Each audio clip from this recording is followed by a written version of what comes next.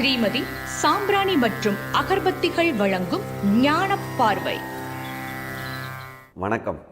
முகில் TV நேயர்கள் அனைவருக்கும் ஞானப்பார்வை அப்படின்ற ஒரு நிகழ்ச்சி மூலமாக உங்களோட அடிக்கடி சந்திக்க போகிறேன்.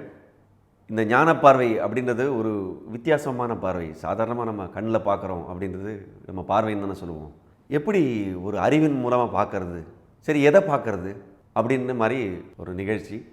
அதில் முக்கியமாக நம்ம வாழ்க்கையில் தினம் தினம் சந்தித்து கொண்டு இருக்கிற எல்லாத்தையுமே அந்த ஞான பார்வையாக பார்க்கணும் அப்படின்ற மாதிரி.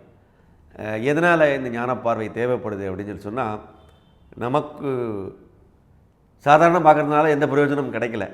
சரி, இப்படி ஞானத்து மூலமாக பார்த்தாலாவது ஏதாவது ஒரு ரிசல்ட், ஒரு நல்ல இது கிடைக்குமா அப்படின்றது உண்மையிலே கிடைக்குங்க. நிச்சயமாக கிடைக்கும். நம்ம செய்ய தவறுனது என்ன அப்படின்னு சொல்லி சொன்னால், நமக்கு அதிகமாக கற்றுக் கொடுத்துருக்காங்க. அதை சரியாக நம்ம புரிஞ்சுக்கிட்டு அதை நம்ம சரியாக அதை இம்ப்ளிமெண்ட் பண்ணலை. அந்த மாதிரி இருக்கிறது என்ன அப்படின்னு சொல்லி சொன்னால், உற்று நோக்குதல் அப்படின்றது. அது சம்ஸ்கிருதத்தில் உபாசனம் அப்படின்னு சொல்லுவாங்க. உபாசனம் அப்படின்னு சொன்னால் சிட் நியர், உப ஆசனம், பக்கத்தில் ஒரு சீட் போட்டு உட்காந்துக்கிறோம்னு வச்சுக்கோங்க. அப்போ எப்படி இருக்கும்? அது உபாசனம், உற்று நோக்குதல். அடுத்தது டிஸ்கிரிமினேட்டிவ் அண்டு கண்டம்ப்ளேட்டிவ் நாலேஜ். அதாவது ஆழ்ந்து சிந்திக்கிறது. எதையுமே நம்ம மேம்போக்கா அப்படியா ஒருத்தர் சொன்னாங்கன்னா அப்படியே ஆமான்னு கேட்டுட்டு அப்படியே போயிடுறது. அதை பற்றி ஒரு ஆழ்ந்த சிந்தனையோ ஒரு பகுத்தாய்வு, இது ஏன் இப்படி இருக்குது, இது ஏன் இப்படி இருக்கக்கூடாது அப்படின்னு சொல்லி நமக்குள்ளேயே கேள்வி கேட்டுக்கிறது. இதை வெளியில் கேள்வி கேட்கக்கூடாது. நம்ம நிறைய கூட்டத்தில் பார்த்தோம்னா நம்ம ஆளுகள் அதுதான் செய்வாங்க. என்னன்னாக்கா, கேள்வி கேட்குறதுனே ஒருத்தர் 2 பேர் இருப்பாங்க. எப்படின்னாக்கா, நீங்கள் என்ன சொன்னாலும் அதுக்கு ஒரு கேள்வி கேட்பாங்க. அந்த மாதிரி நான் சொல்ல வரல. இந்த கேள்வி உங்களுக்குள்ளேயே கேட்டு அதுக்கான பதிலை நீங்களே கண்டுபிடிக்கணும். இதுதான் உண்மையான பகுத்தாய்தல் அப்படின்றது. அதுக்கான உங்களோட தேடல் ஆரம்பித்த உடனே, உங்களோட தேடல் எப்போ ஆரம்பிக்குதோ உடனே இயற்கை ரெடி ஆகிரும் உங்களுக்கு பதிலை கொடுக்கறதுக்கு. இது நம்ம டே டு டே லைஃப்பில் நிறைய சந்திச்சிருப்போங்க இந்த மாதிரி. ஏன்னா ஒன்று இப்போ தான்டா நினச்சேன், அதுக்குள்ளே வந்துருச்சு அப்படின்வாங்க. ஸோ அந்த மாதிரி உங்களோட தேடல் ஆரம்பிக்க இயற்கை உங்களுக்கு அதோட பதிலை சொல்கிறதுக்கு தயாராக இருக்கும். அதுக்கு முக்கியமான காரணம் என்னென்னா, இந்த பகுத்தாய்வும் அந்த ஆழ்ந்து சிந்தித்தலும் ரொம்ப முக்கியமான விஷயம். ப்ளஸ் உற்று நோக்குதல். இது 3.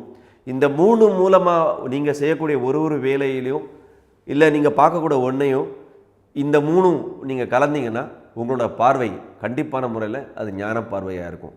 ஞானக்கண் அப்படின்றது ரிஷிகளுக்கும் யோகிகளுக்கும் தான் இருக்குது அப்படின்ற மாதிரி தான் நிறைய சொல்லி கேள்விப்பட்டிருமே தவிர, நம்மளுக்கெல்லாம் எங்கேருந்து ஞானக்கண் வரப்போகுது அப்படின்னு நினைக்காதீங்க. உங்களுக்கும் இருக்குது. அது முறையான பயிற்சி நீங்கள் பண்ணுறதில்ல. அதனால் அதை பற்றி நம்ம எதுவுமே பயிற்சி பண்ணுறதுனால கிடைக்கக்கூடியது நிறைய.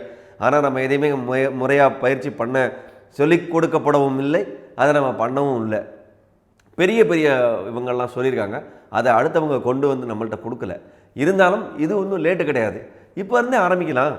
அதனால் ஒன்றும் இல்லை. அப்போது அந்த ஞானக்கண்ணுன்ற இந்த ஞான பார்வையை நம்ம தினம் நம்மளோட வாழ்க்கையில் ஒரு விஷயத்துலையும் சின்ன சின்ன விஷயங்களை நம்ம மேம்படுத்துறது விதமாக பண்ண நம்மளோட வாழ்க்கை ரொம்ப ஷைனிங் ஆகும்.